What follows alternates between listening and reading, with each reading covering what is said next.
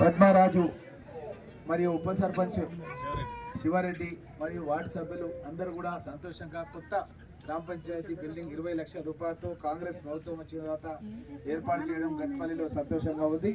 దీంతో పాటు తెలంగాణ రాష్ట్ర వ్యాప్తంగా ప్రతి గ్రామంలో కూడా ఒక మహిళా సంఘ భవనం కూడా నిర్మాణం చేయాలని, అదేవిధంగా మహిళల గురించి ఒక వర్క్ షాప్ కూడా నిర్మాణం చేయాలని, మరియు పాఠశాలలకు కాంపౌండ్ వాల్స్ కూడా ఏర్పాటు చేయాలని కాంగ్రెస్ ప్రభుత్వం నిర్ణయం చేసింది.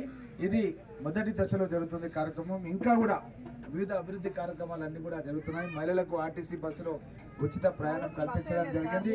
అదేవిధంగా తప్పకుండా మహిళల గురించి ప్రతి ఇంటికి కరెంటు కూడా ఉచితంగా ఇస్తున్నాం.